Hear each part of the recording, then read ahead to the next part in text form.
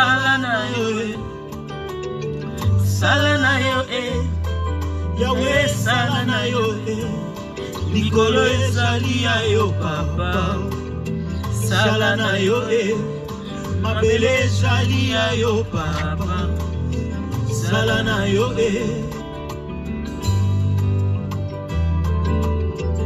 alingaka yo nazokosa te zamba bomo napona yo nazokosa te nzamba vi na ngai ye mokili ezozela kosambwa na ngai Yesu mokili ezozela soni na ngai oh Yesu Yahweh sala na yo papa sala na yo Shalom Star Mwaka sala na yo Celestine Shalom sala na yo kosangela tilibota sala na yo maladi ekoti na mboka sala na yo likolo ezali ya yo papa Yahweh sala na yo mabele ezali ya yo papa sala na yo oh Yesu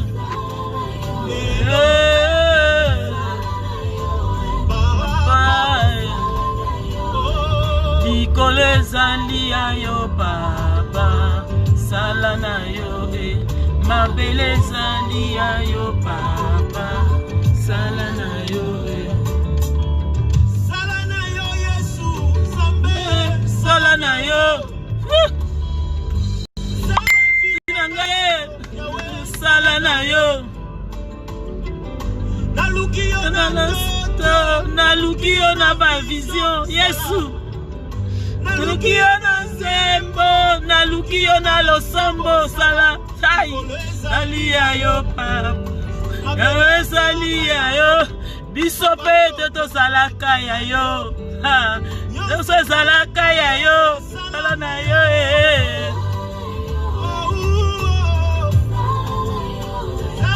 nangaye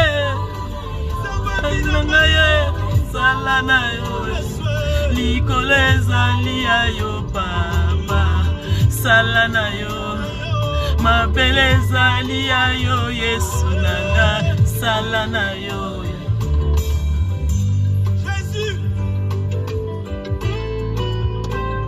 Jésus Yesu sala likolo ya vi na ngai Yesu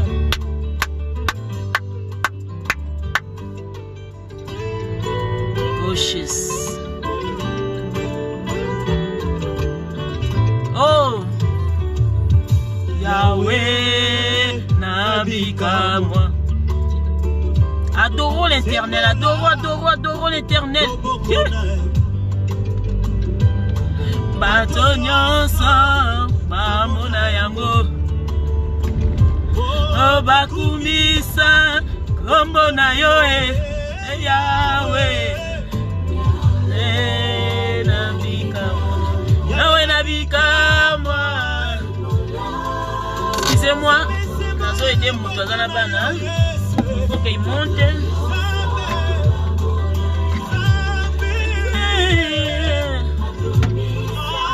ça va on va monter avec les enfants la wapi Zambe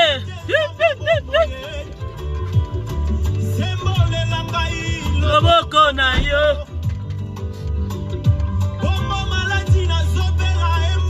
loboko na yo oh Yesu munene na yo attends vas-y monte pourquoi pas tu mets sur les ouais mais derrière c'est vrai c'est ça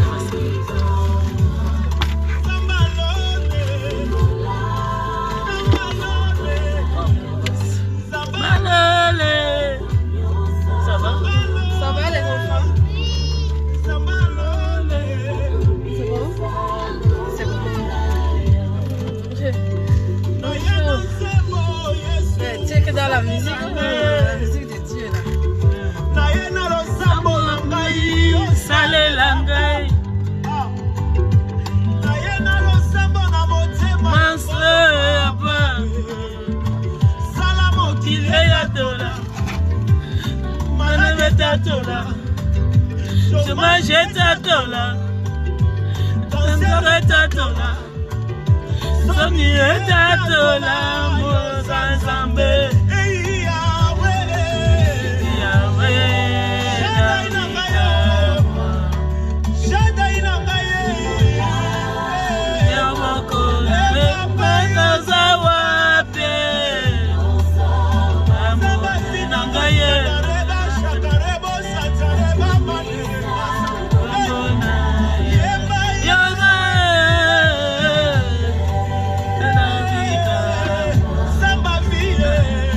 Sembola no bokona vinanga ye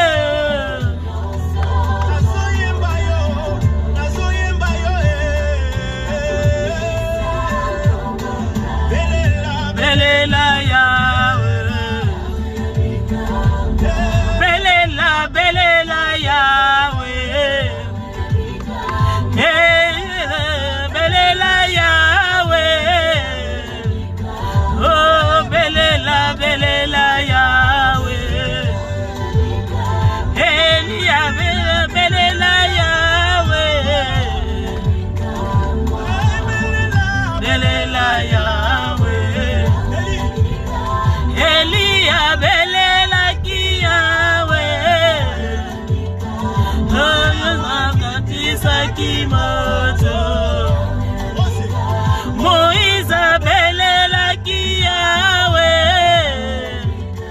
kabola kimaye bisope to beleli yawe oh Yesu to beleli Nzambe Yesu sa wapi na bomo na biso Nzambe alola na bengi yo Nzamba Moïse Nzambe eli Yesu sa wapi na vina ngai Yesu na bengi yo Nzambe ya David sa wapi Nicolas vina ngai Yesu Moïse belela ki yo Nzambe okabola kimaya ya yawe papa yako kabola maya vina ngai ya maya libota na ngai Yesu yawe papa za wapi na sobelela yo na 2019 ya Yesu na sobelela yo Nzambe papa na bomo Seigneur yawe koti sanga ina kana 2020 Yesu ya na sobenga yo Nzambe na sobelela yo ya na sobelela yo moninga malamu Yesu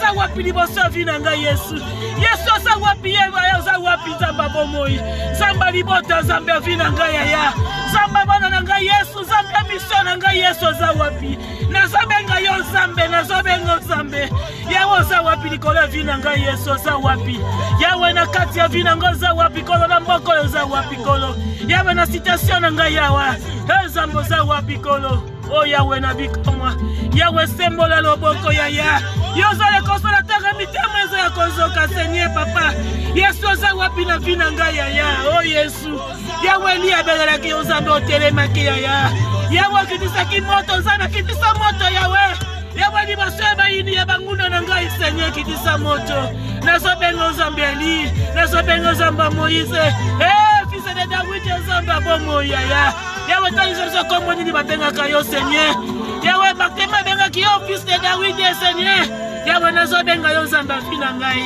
nasobenga yo Nzambe vina ngai nasobenga yo Nzamba mission na ngai nasobenga yo Nzambe libota na ngai nasobenga yo Nzambe alola Nzambe Bible oh Seigneur oh zawapi Yesu oh zawapi je t'invite d'invoquer le nom de Jésus Yesu zawapi oh Yesu zawapi ya na maladi oyo yawe na citation za kati na ngoza wapi yawe na kozanga kobota na ngoza wapi Yesu no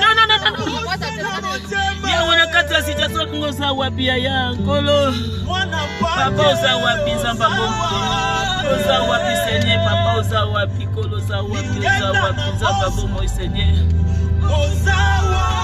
oza wapi Seigneur yawe oza wapi na maladi Nzamba bongo yawe oza wapi na kozanga libala Yesu yawe oza wapi na kozanga kobota Yesu yawe oza wapi Nzambe na citation libota na ngai Yesu oza wapi nazobenga Nzamba lola oh Yesu oza wapi Nzambe na ngai Yesu oza wapi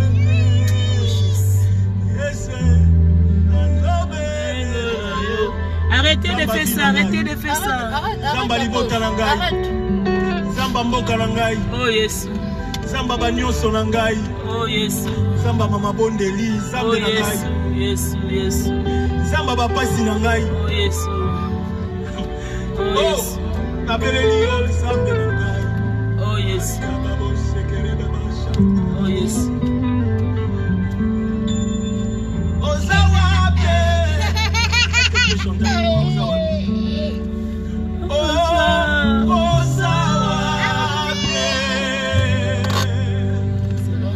Terminons avec ça, chante encore. Ozawa bien. Oh yes. Ozawa bien. C'est bon, hein? Oh yes. Donne-moi ton numéro. Comme hier, on allait venir prier. C'est comme ça que moi-même j'étais sortie. Mais j'ai tout fait ça, je suis arrivée vers les 9h passées. C'est comme ça que j'ai appelé. Comme je ne connais pas ce que je t'appelais, comme ça tu me donnais le numéro pour sonner en haut. Yes, Ozawapi. Non, tu peux m'appeler 07. Non, passe-moi toi, c'est 07. Hein? 07. Oh yes, Ozawapi. 53. 07. 55. Même question. Je sens dans ton cœur. Ok. Et comme madame Cécile ne sait pas la vie son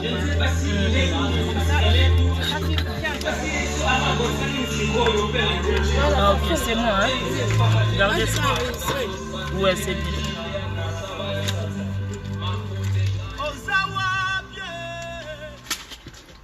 Oh, ta minei. Oh, Jésus. J'aime ta présence, Jésus. Ça va? Car ta présence n'est pas stérile, mais elle est féconde. Ce n'est que dans ta présence où la stérile Anne était devenue féconde. Aujourd'hui, nous parlons de grands prophètes Samuel. Ok, Merci beaucoup, bonne journée. Non, merci derrière. Moi, si je monte là, je vais finir mon message ici. Là. Pierre avait raison de s'oublier pour dire, Maître, construisons 3 tentes. Oh, yes. Une pour Moïse, une pour Élie et une pour toi. Ta présence, Seigneur, c'est un endroit idéal pour nous. Présence,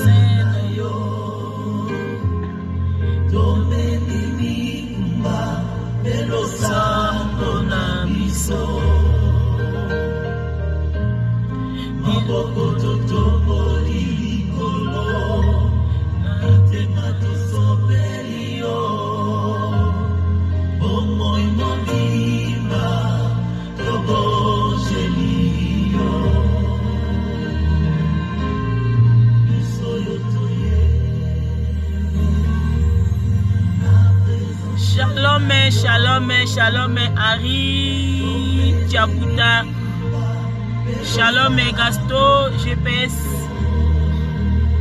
shalom, Diego, Kamwane, et shalom, à Fede Yamba, shalom, à Jean-Claude et mon papa, en tout cas, merci, shalom, à Kef Kef, shalom, à Chris Dior, shalom, à Devendra, shalom Jean-Béni, shalom Claude Ndombe, shalom au front des privés Matadi.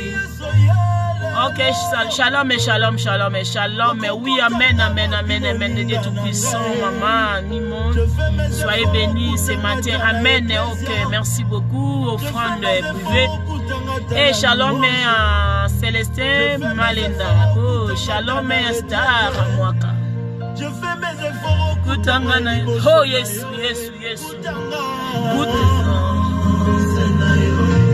Landa epenze momuke, bolanda nzembo momuke. Oh Yesu. La présence na yo. Kutanga na présence na yo. Yeso ye lelo yo. Yeso kutanga wapi muninga na ngai. Yeso ye lelo yo. Oko mombe na ngai. Je fais au kutanga na Oh Yesu, j'ai fait mes efforts au coup d'angana. Oh, je fais mes efforts au coup d'angana. Non, c'est pas grave. Je fais mes efforts au coup d'angana. Yesu, Koutanga, c'est nayo. Koutanga et la présence, c'est nayo. La présence, c'est nayo. Koutanga et la présence, c'est nayo. La présence, c'est nayo. Oh yes.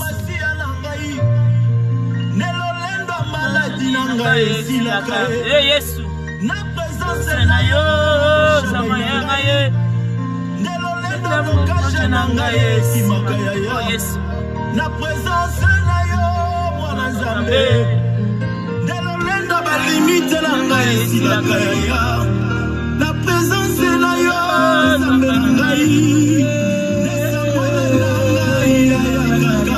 oh yes, la présence est là, la présence est là, la présence est là, oh Kutangaye, c'est moi qui suis biso, soki yeso yelelo. Oye ata sikoyo okokuta ngai wapi soki Yesu aye ata sikoyo ngai nayo Yesu akokuta biso wapi Nzambe akokuta biso wapi soki aye lelo. En tout cas j'espère que Nzambe akokuta biso na kati ya adoration. J'espère que Nzambe akokuta biso na toza na présence ya Nzambe. Nzambe akokuta biso na kati ya ministère na ye sikoyo.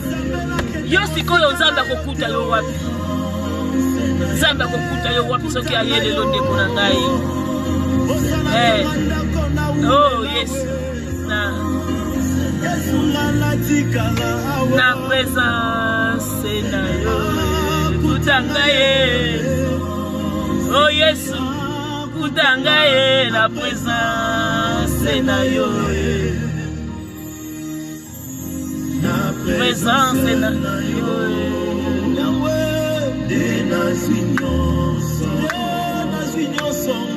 La présence est là.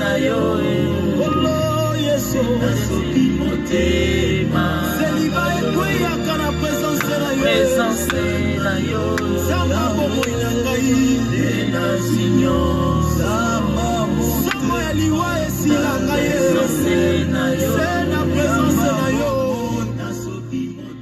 Ok, en tout cas, Nzembo et Salinga malamu mingi. Yango to partager ensemble la bino. Nzamba pambola biso nyonso, Nzamba za na biso nyonso.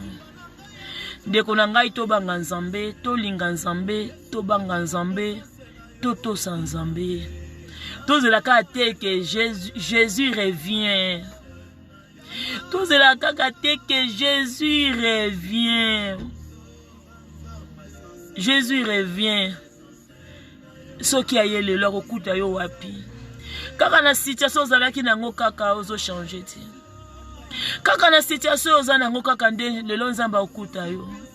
Kaka na condition oza nango kaka nde Nzamba ya okuta yo. Jésus revient. De konanga. Oui, Jésus revient. Mais loko nga elekelaka ngai. Natala revient Jésus te. Biso nde tozo kende pa Nzambe na présence en Nzambe. Bisonde batu toko koma na présence en Nzambe.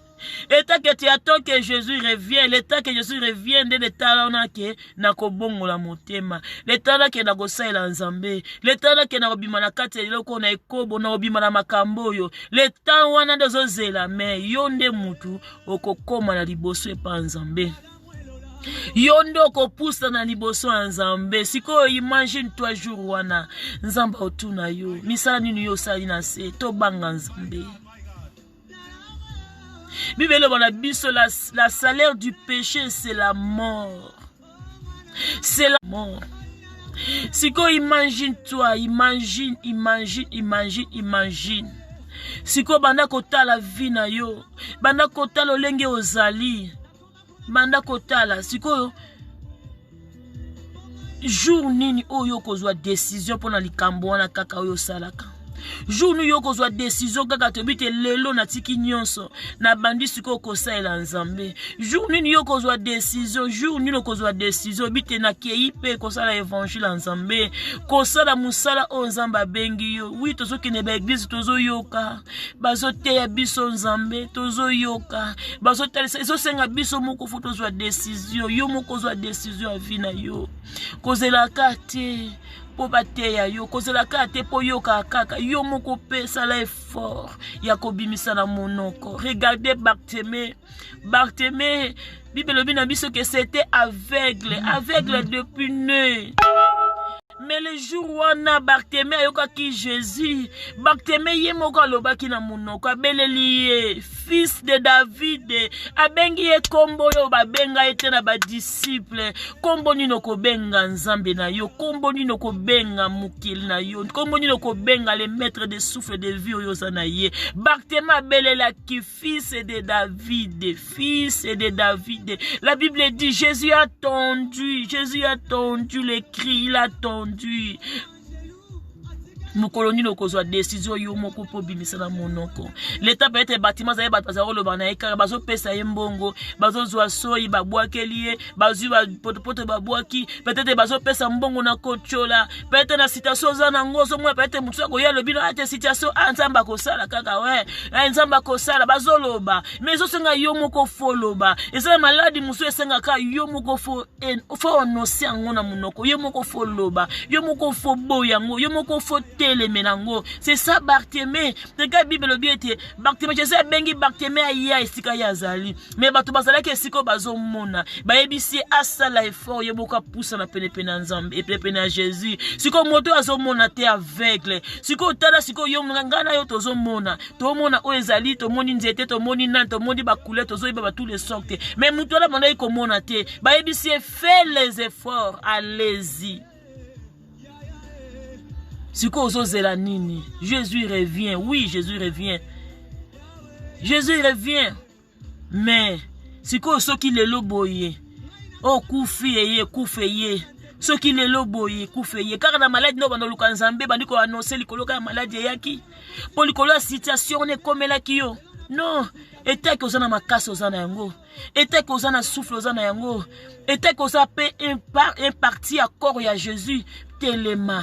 Qui ne connaît pas l'évangile, tellement ça le nzambe, ça la œuvre nzambe parce que jour où on nzamba ko tuna yo, jour où on nzamba ko tuna na tinda ki yo, musala nin oyo salaki, nin yo salaki pona ngai. Oloba nina baneka koyoka, na bana okeneka église, na baneka ko tsaba offrande, na baneka ko tsaba sacrifice, na baneka ko sala bo, yango ko boye bisa nzambe. Non, et ce senga ba effort, yo moko fo telema, yo moko fo annoncer, yo moko fo loba, yo moko fo ganga, yo moko il faut tellement sous courage et prend et courage et marche. C'est ça. Yango ezo senga pona yo moko. Tozela kate, il faut te telema, peuple de Dieu, avancer avec Jésus. Peut-être ça la batumso mona tala ka mona ka peut-être na partager la maloba. C'est na repère un message la témoignage la ngai. C'est ça que nazo c'est la pour passer message mes témoignages na ngai parce que mso mona ka peut-être à partager un message ou à outela wapi, abimela wapi, à comment repère un message ndenge nini. Non, ngana pesa ka message parce que na yebe sika onzamba zwi ngai.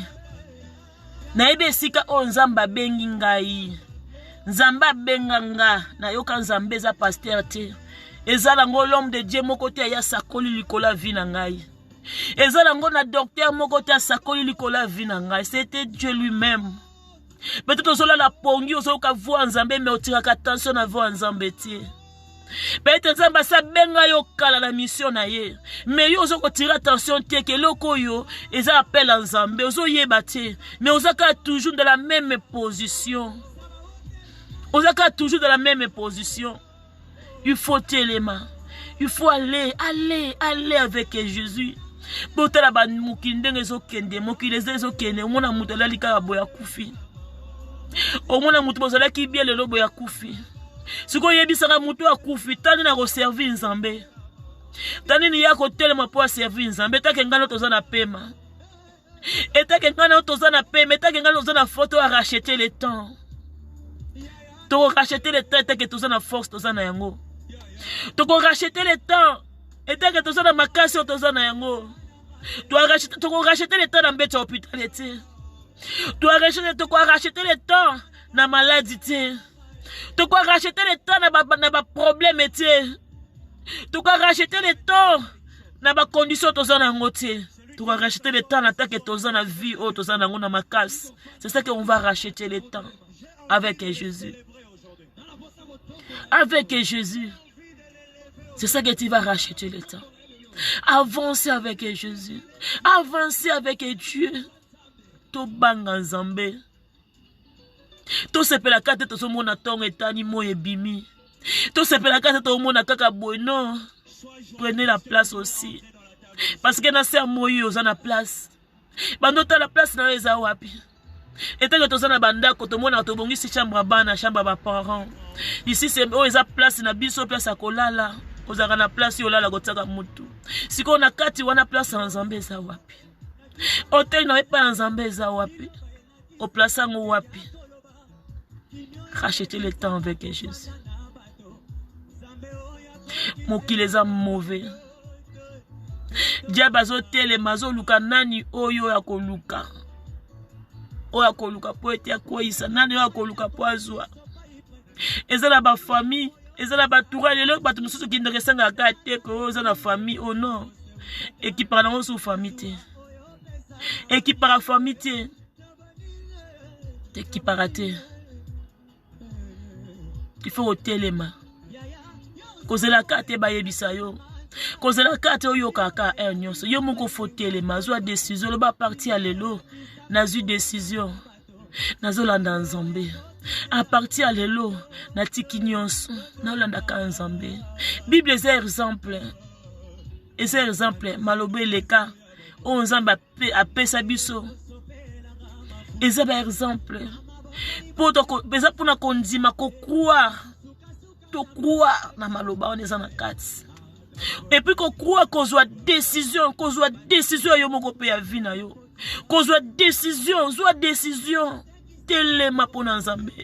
Kota même pas que le bien était non parce que na yebi na ngai kotanga Bible était oh na yebi te comment je vais partager la parole de Dieu. Saint-Esprit il est là pour na ko diriger biso.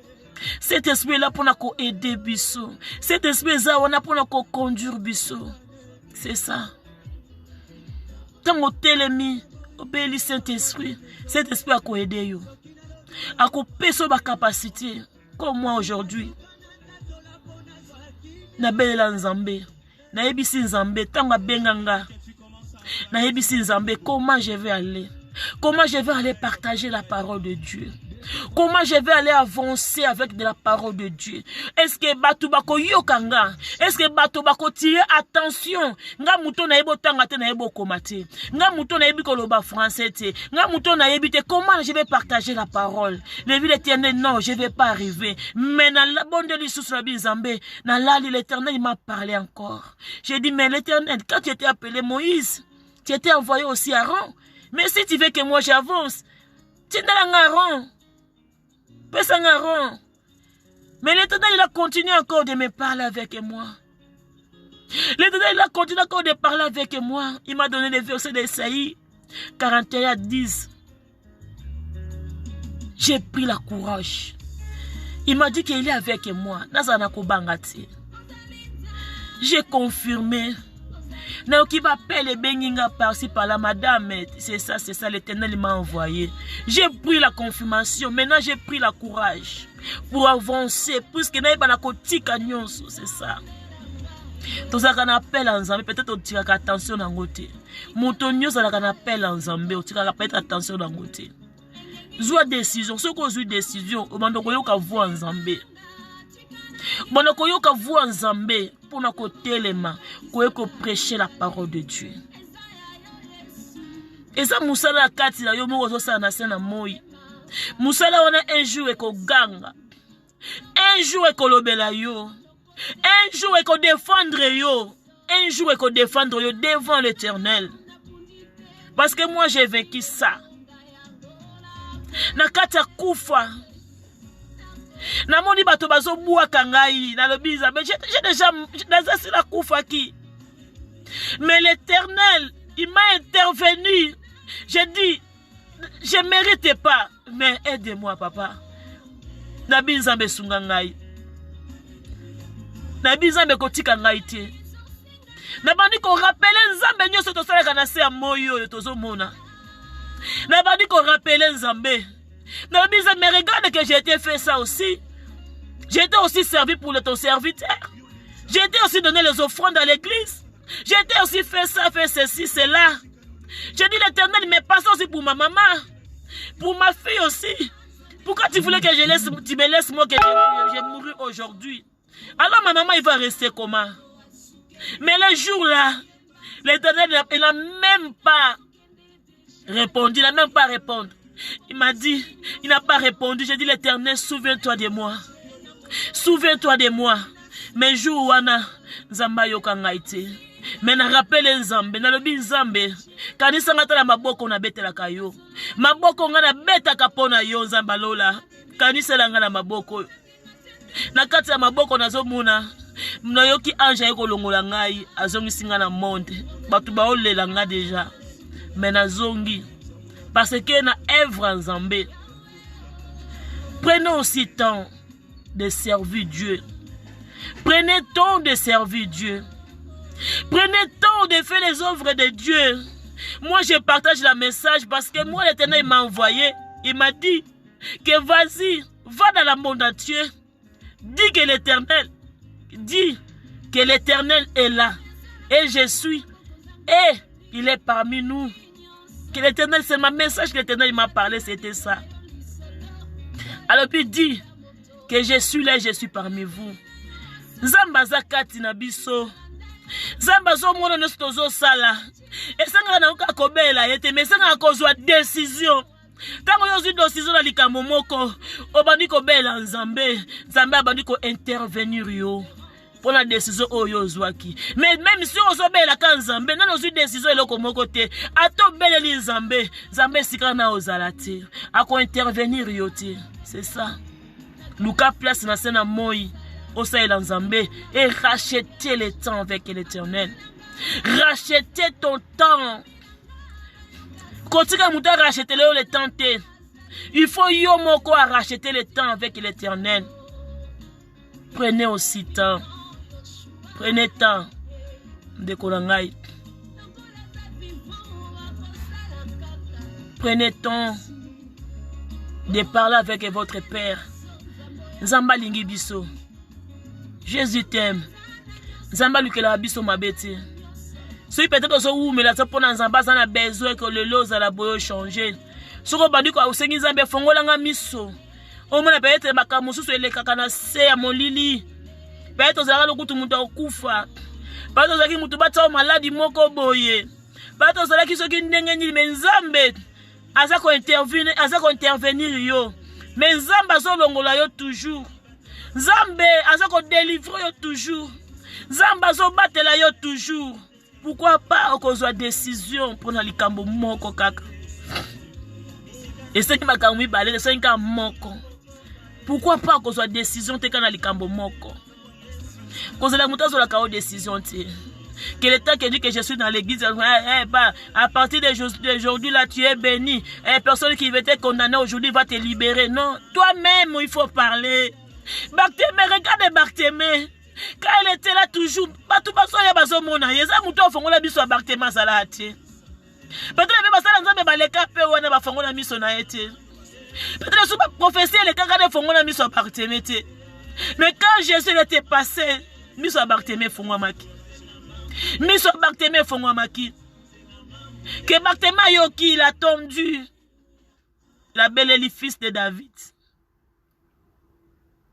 Des jours wana Barthélemy beleli misa Barthélemy monaki parce qu'il a pris les décisions de kolanga zwa décision avec Nzambe zwa décision na Nzambe na likambo moko servir Dieu biso nyos tozali basala Nzambe toza basala Nzambe. Regarde dans la Genèse, Jésus il a pris l'homme. Jésus, il a pris femme. Il a posé dans le jardin d'Éden. Jésus, il a pris homme. Il a pris femme. Il l'a mis dans le jardin d'Éden. Pourquoi? Pour passer dans Zambé, pour servir Dieu. Même si ba échouaki. Mais maloba wana yango biso tozo salela. Jardin d'Éden. Olola. Ezela teta ngokufa no kota mo. Eza tozana se tozana mona.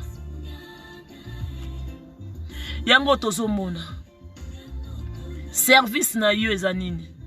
Olingo échoué lokola Adam et Ève. Olingo bakosa yo na serpent. Olingi serpent kosa yo. Olingi serpent kosa yo. Allez sa yo mbuma. Oya connaissance. Non. Même na manque de connaissance ozanango, mais tu es avec Jésus sur toi. Kolinga te c'est pas les sa yo mbuma. Kolinga te c'est pas pesa yo mbuma kolia. Jésus, oui, dit oui. Même si, je pense que Jésus l'a dit, vous étiez à connaissance. Koliate. Kolingate bale sayombouma ya connaissance. Dis, même si je suis dans la marque de connaissance, mais je sais que j'ai Dieu sur moi. Parce que connaissance n'a pas besoin Zambé. Jésus est venu, il a dit, j'ai fait les œuvres de mon Père. Tout ce que j'ai fait par la volonté. Excuse. J'ai fait par la volonté de Dieu. Ce n'est pas dans ma volonté moi-même, c'est dans la volonté de Dieu que j'ai fait.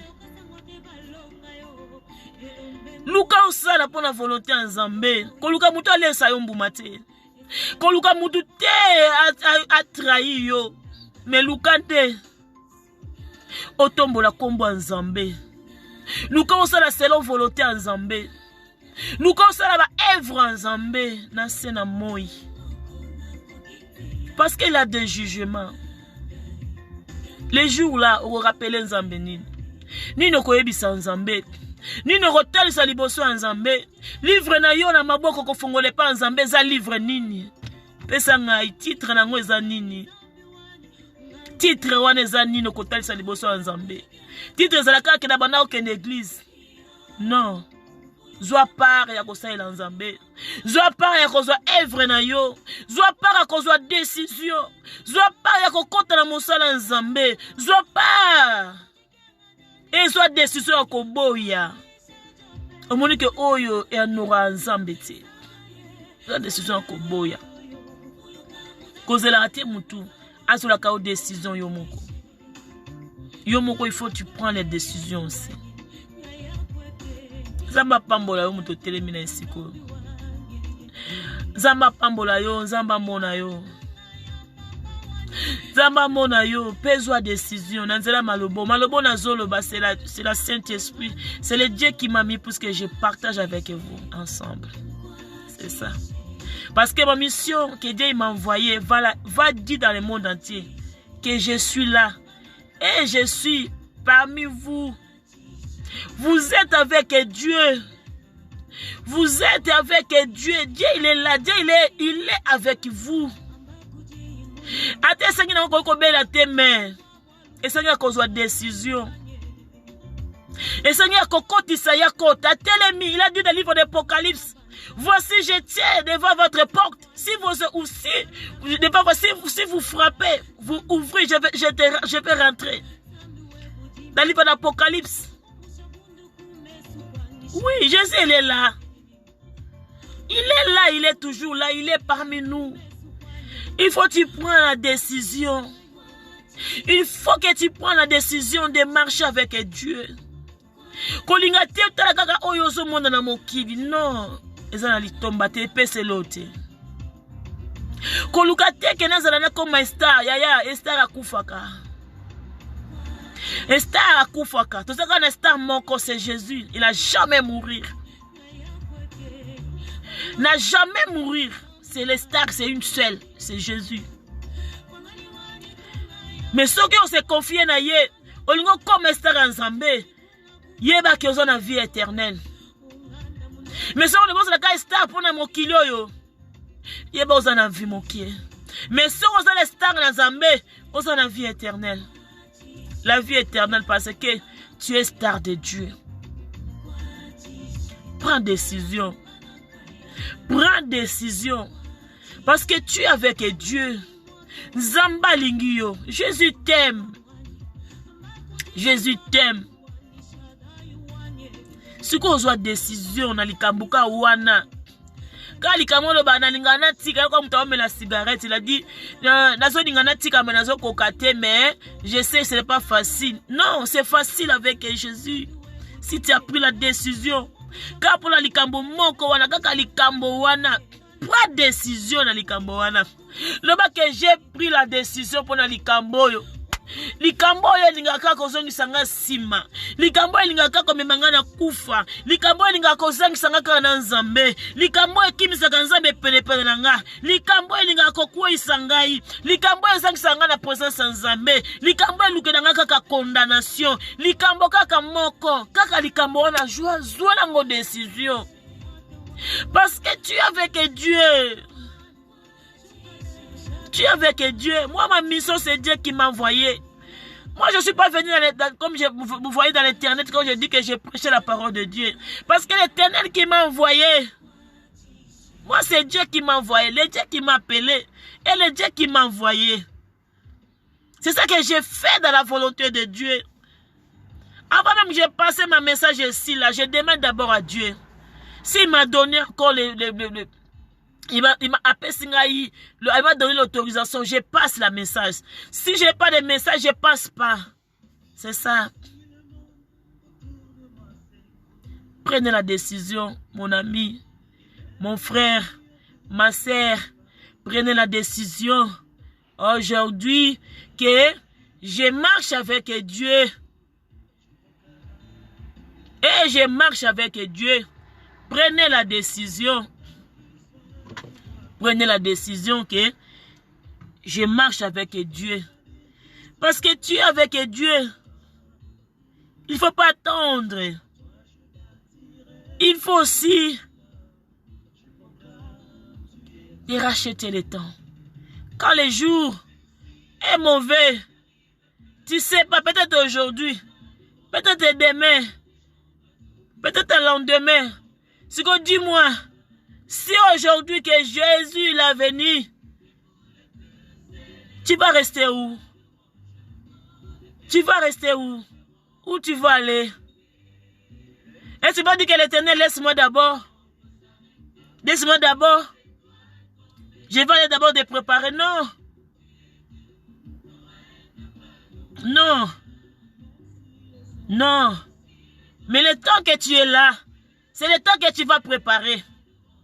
C'est le temps que tu vas préparer maintenant. Pour que tu prennes ta décision avec Dieu. Marche avec lui. C'est lui le maître, le temps des circonstances. C'est lui. Ce n'est pas notre problème. Ce n'est pas notre famille, ce n'est pas un pasteur. C'est Dieu. Que tu vas aller prendre la décision. C'est Dieu. Prenez la décision. Prenez la décision de marcher avec lui. Prenez la décision de marcher avec lui. Parce que Dieu il est avec nous. Parce que Dieu il est parmi nous. Dieu il est parmi nous. Dieu il est parmi nous. Il est là. Parce qu'il m'a dit, vas-y, va le dire dans le monde entier. Que moi, l'Éternel, je suis là. Et je suis parmi vous. Jésus, il est là, il est parmi nous. Quand j'étais attendu, je regardais dans le livre de l'Apocalypse. Il m'a dit que je tiens de votre porte. Et je frapperai la porte. Si tu ouvres la porte, je vais rentrer. Ouvre la porte pour que l'Éternel qui rentre. Prends la décision. Prends la décision. Ouvre la porte pour que l'Éternel qui rentre dans ta vie. Même dans ta maison, dans ta famille, dans ses enfants. Ouvre la porte pour que l'Éternel qui rentre dans ta vie. Ouvre et parle avec Dieu. Il est là toujours. C'est notre Père. C'est lui. C'est lui. Il était souffert pour nous. Il était souffert pour nous. C'est lui, le maître et le temps, les circonstances. C'est lui qui est le Père, le maître. Il était se sacrifié pour nous. C'est lui. C'est lui. Ce n'est pas d'autres personnes. Ou ma mère, mon père. Non, c'est Dieu. Il a envoyé son fils. Alatinzoto abomoto. Akomi lokola mwana. Amibenga mi mwana. Pona yona ngai. Andimi. Kokoma lokola mwana. Andimi kokoma humilié. Andimi kokoma rejeté. Andimi. Pona yona ngai. Prends décision. Ma sœur, mon frère, prends la décision de marcher avec Dieu. Marche avec Dieu. Parce que il a dit, dans un projet à Malam Labino, j'ai le bon projet que j'ai fondu sur vous. Pas le projet de malheur, mais le projet de la paix. Imagine. Papa boy ko comparer na nani. Oko iko telemisa na nani. Oko iko taye na nani. Prends décision de marcher avec Dieu. Prends décision. Yako tika yako tambola vina ona nzambe. Zwa décision. Zwa décision. Zamba pambola yo. Zamba bomba bino. Zamba bomba bino. Zamba bomba bino. Biso nyonso. Zamba bomba biso nyonso. En tout cas, vous soyez tous bénis dans le nom puissant de Jésus-Christ. Que le Dieu des Pères et le Dieu des Fils asala biso grâce. Asala biso ngolu ya ko reconnaître ko yeba ye pe akotambola na ye. Le Dieu des Pères, le Dieu des Fils a conduit vina biso. A pia biso connaissance, la sagesse. Le Dieu des Pères, le Dieu des Fils a son contrôle ya ba vina biso, même ba vie chrétienne. Le Dieu des Pères, le Dieu des Fils a compté sur ce kati ya banda kona biso à conduire. Le Dieu des Pères, le Dieu des Fils. Et si quand on kokate, ye a kokapona biso. Le Dieu des Pères, le Dieu des Fils, a kota makambona biso. Le Dieu des Pères, le Dieu des Fils, a zanabiso na 2019 a kota na biso na 2020. Le Dieu des Pères, le Dieu des Fils. Et si quand on échoua qui na 2019, mais na 2020, ton zoba récite. Ton échoué, ton dans la tête à haut, pas la tête en bas. Ton dans mi tout, ton dans mi qui la tête. Le Dieu des Pères, le Dieu des Fils, à conduire biso. À conduire biso. Le Dieu des Pères, le Dieu des Fils, à tambo la biso. Azana biso, asimisa biso, auto simbate na bavi na biso. Donc on a ane l'été pleuré parce qu'elle a vu na ya simba monate. Mais Nzambe asimisa kaye Samuel. À part Samuel, asimba ki bana mususu. Mais le Dieu des Pères, le Dieu des Fils, asimisa yo ba Samuel ya vina yo. Asimisa yo ba promesse yo la kayo. Asimisa yo misala oya la kayo. Asimisa yo nyonso la kayo na 2020 au côté ngo simba. Le Dieu des Pères, le Dieu des Fils, azala zamba vina yo. Azala zamba ya tambola dans 2019 pe na 2020 akota na yo na kombo na Yesu. Le Dieu des Pères, le Dieu des Fils, azala zamba vina yo na kombo na Yesu.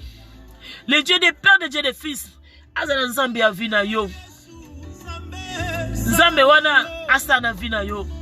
Zambe wana conduire yo na 2020. Et si kate monguna alinga qui était chien qui a changé en haut. Et si quand mon goût ça qui malédiction comme ça une bénédiction. Le Dieu des pères, le Dieu des fils, à côté de Kambona yo. Bapa nyonso bataki na vina yo. Peut-être bazolo bazo saka na likolo na yo. Bazo tala on a 2020. Mais le Dieu des pères, le Dieu des fils, à côté na yo na kombo na Yesu. Oh Jésus. À côté na yo na 2020, Jésus. Oh Jésus. Oh Yesu. Nzambe azala nzamba vina yo. Nzambe azala nzambe andako na yo. Nzambe azala nzambe ya ba condition na yo nyonso. Quelle que soit maladie, quelle que soit fatigue, ne te fatiguez pas parce que tu es avec Dieu. C'est le Dieu qui le tient devant ta porte. Ouvre ta porte pour qu'il rentre maintenant. Oh Jésus. Oh Jésus. Zamba pambola bino. Zamba zana bino. Bonne journée et bon début de la semaine à tous. Restez toujours dans la présence de Dieu.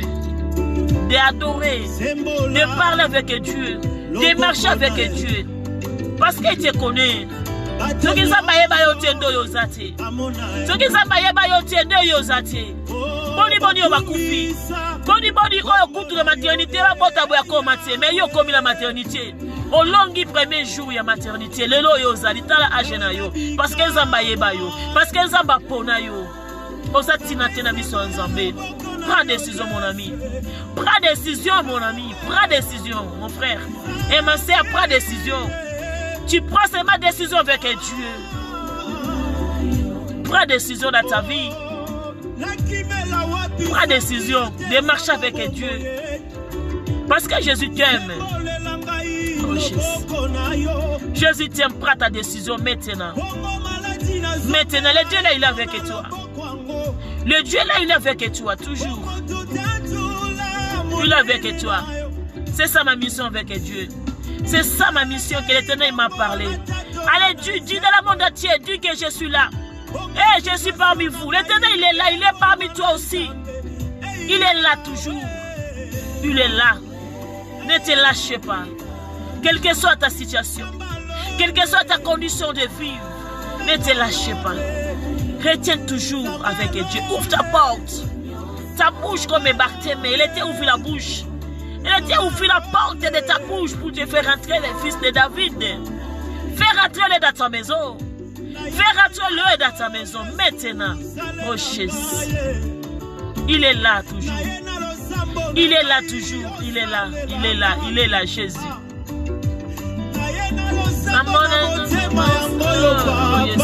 Il est là toujours. Il est là.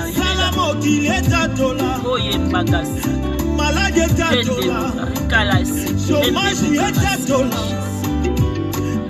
Oh, yes, yes, yes, yes.